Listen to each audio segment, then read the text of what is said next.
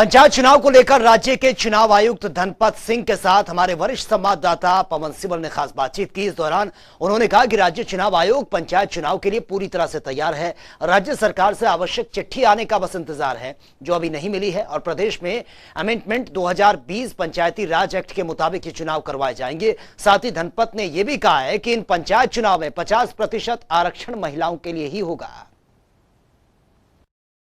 पंचायत के चुनाव करवाए जाने को लेकर पंजाब एवं हरियाणा हाईकोर्ट से हरियाणा सरकार को हरी झंडी मिल चुकी है, लेकिन सरकार जो है वो पंचायत चुनाव करवाने को लेकर क्या तैयारी कर रही है और इसके साथ ही राज्य के चुनाव आयोग की तरफ से क्या तैयारियां हैं, किस तरह से इस बार पंचायत का चुनाव होगा, इस पर बातचीत करेंगे। मेरे साथ हरियाणा के चुनाव आयुक्त धनपत सिंह मौजूद हैं।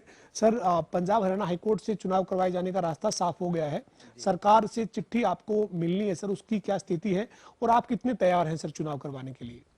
पंचायती राज एक्ट के हिसाब से राज्य सरकार से एक मैंडेटरी कंसल्टेशन होती है, क्योंकि वार्डबंदी का काम जो विभाग है पंचायत एवं विकास विभाग वह करता है, और जो रिजर्वेशन डिफरेंट वार्डों में डिफरेंट सीटों के लिए देनी है वो भी वही करता है।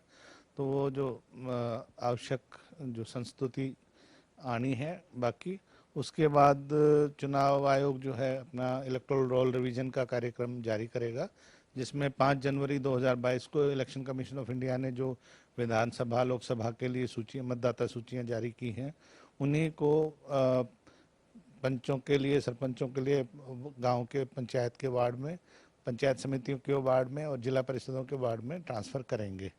तो वो कार्यक्रम लगभग 45 से 60 दिन के लिए चलता है। तो जैसे ही राज्य सरकार से चिट्ठी आएगी इस बारे में, तो हम इलेक्टोरल रोल रिवीजन के कार्यक्रम जारी कर देंगे, उसके लिए हमारी तैयारी है।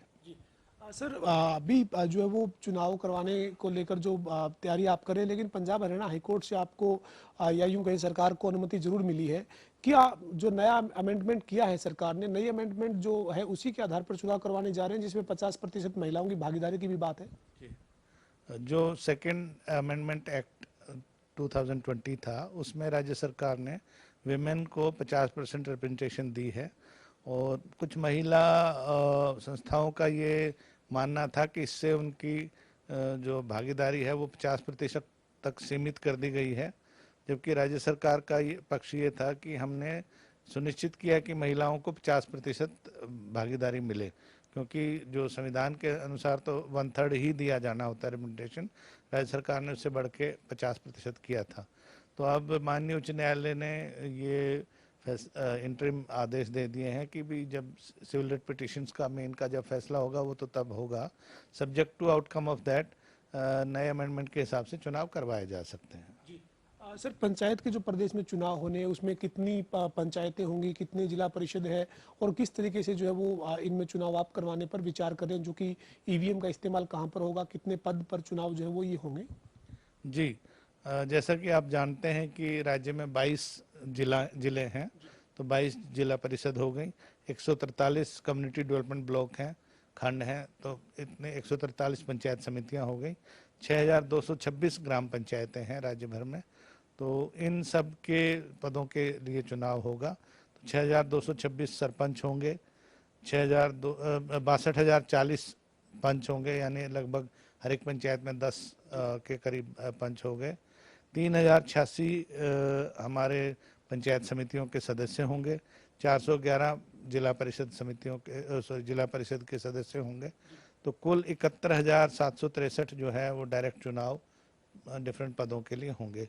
जहाँ तक पंचायत समिति के चेयरमैन का सवाल है, वो इनडायरेक्ट इलेक्शन होता है, जो सदस्य चुने जाएंगे वही बहुमत से पंचायत समिति के चेयरमैन का चुनाव करते हैं। और इसी तरह से जिला परिषद के जो जिलावार जो भी सदस्य होंगे वो जिला परिषद के प्रेसिडेंट का चुनाव करते हैं। जी, चुनाव सर किस तरीके से होंगे? ईवीएम से चुनाव होंगे, तो हमारे पास राज्य चुनाव आयोग के पास कितनी ईवीएम उपलब्ध है, कितनी ईवीएम की हमें जरूरत पड़ने की उम्मीद है, तो वो चुनाव जो ईवीएम को लेकर क्या स्थिति रहेगी सर?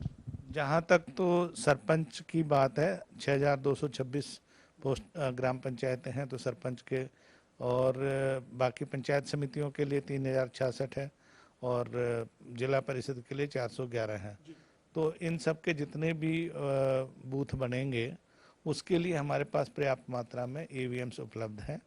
लेकिन जो पंच के हैं 62,040 और वो मल्टी पोस्ट होती हैं कि एक गांव में 8-8, 10-10, 12-12 पंचों, तो इस तरह की ईवीएम अभी डिज़ाइन नहीं की गई है, तो वो पेपर बैलेट से ही पंचों के चुनाव होंगे। पिछली बार भी जो जिला परिषद सदस्य और सरपंच के चुनाव ईवीएम से हुए थे। पंचायत समितियों के सिर्फ पंचकुला और रेवाड़ी जिले में ईवीएम से करवाए गए थे एक्सपेरिमेंट के तौर पे, और ईवीएम्स कम थी। इस बार हमें उम्मीद है कि ईवीएम्स की कमी की वजह से तो ऐसी कोई दिक्कत नहीं आएगी, तो बाकी सभी पंच को छोड़ के बाकी सभी चुनाव हम ईवीएम से करवाने की स्थिति में हैं। हमारे पास 77,840 ईवीएम्स बिल्कुल तैयार हैं, जिनकी फर्स्ट लेवल चेकिंग हो गई है, और ये हमने राजस्थान से, गुजरात से और अन्य स्टेट से, यूपी से, हिमाचल प्रदेश से, सबसे मंगवाई हैं। और 21,476 पोलिंग बूथ थे पिछली बार, तो और इसमें अगर एडिशन लगा लें कोई 200-400 की तो 22,000 भी होंगे, तो उनके लिए हमारे पास सफिशिएंट मात्रा में ईवीएम्स हैं। सर, वोट प्रतिशत ज़्यादा से ज़्यादा हो, ये हमेशा राज्य चुनाव आयोग का प्रयास रहा है। इस बार अभी जब आप प्रक्रिया शुरू करेंगे और जब चुनाव तक पहुंचेंगे तो राज्य चुनाव आयोग क्या प्रयास करेगा सर? वोट प्रतिशत ज़्यादा से ज़्यादा हो, लोग अपने वोट राइट को लेकर जागरूक हों, किस तरीके के इंतजाम किए जाएंगे? और आप अभी से ही जनता टीवी के माध्यम से क्या मतदाताओं से कहेंगे, जब चुनाव का समय आए तो किस तरीके से अपने वोट का जागरूक होकर इस्तेमाल करें? देखिए, वोट का अधिकार हमें संविधान से मिला है और ये बहुत ही एक महत्वपूर्ण अधिकार है। इसके जरिए हमें अपने नुमाइंदे, अपने रिप्रेजेंटेटिव चुनने का मौका साल में 5 साल में एक बार मिलता है। तो मैं तो सभी मतदाताओं से अपील करूंगा कि बिना जाति पाति या धर्म या इन चीज़ों को देखते हुए आप अच्छा उम्मीदवार चुनें जो आपके क्षेत्र के विकास में आपकी मदद करे, आपके क्षेत्र का विकास कराए, आपको कठिन समय में आपके साथ खड़ा हो। और इसके लिए हम जो भी व्यवस्था है करेंगे वोटर्स को जागरूक करने के लिए। इसमें जो विधानसभा और लोकसभा के समय जो इलेक्शन कमीशन ऑफ इंडिया भी मतदाताओं को जागरूक करने के लिए कोशिश करता है, तो ये एक उत्सव है, 5 साल में एक बार आता है, तो इसको उत्सव की तरह मनाएं और इसमें बढ़ चढ़ कर भाग लें। कोई भी मतदाता अपने घर में ना बैठे, चुनाव वाले दिन अपना वोट डालकर ही घर जाए, ताकि वो अपने सही प्रत्याशियों को चुन सकें जो उनके क्षेत्र का विकास करवा पाएंगे। जी सर, पंचायत चुनाव के साथ साथ एक जो वो नगर परिषद पालिकाओं के जो चुनाव होने हैं, हालांकि मामला पंजाब हरियाणा हाईकोर्ट में विचाराधीन है सर, लेकिन आपने पहले से इसके लेकर तमाम तैयारी की थी, तो इस मामले में क्या आगे क्या स्थिति रहेगी सर? राज्य सरकार से हमें जो मैंडेटरी कंसल्टेशन है 52 नगर परिषद और नगर पालिकाओं के टोटल आने थे, उसमें से 48 के लिए हमारे पास संस्तुति आ गई थी। 4 के राज्य सरकार ने वापस ले लिए थे क्योंकि वहाँ पे शेड डिलिमिटेशन वार्ड्स की होनी थी, कुछ नए एरियाज उन कमेटियों में या काउंसिल्स में आए हैं। उन 48 में हमने इलेक्टोरल रोल रिवीजन का कार्य 28 मार्च को पूरा कर लिया था, और ये केवल उच्च न्यायालय में जो CWP पेंडिंग है उसके चलते हमने इलेक्शन प्रोग्राम जारी नहीं किया था। अब उसमें 17 मई की डेट लगी है, देखते हैं कि उस दिन क्या बनता है, अदरवाइज हमारी तरफ से तैयारी है। यानी कोर्ट के फैसले का इंतजार आपको रहेगा सर, जो भी कोर्ट के आदेश होंगे उसके बाद ही आप आगे बढ़ेंगे? हाँ, हालांकि उसमें कोई स्थगन आदेश नहीं है, लेकिन फिर भी ये था कि चलो अगर फैसला आ जाता है तो उसमें आसानी रहेगी। तो देखते हैं 17 मई को क्या होता है। बहुत शुक्रिया से बातचीत करने के लिए, धन्यवाद।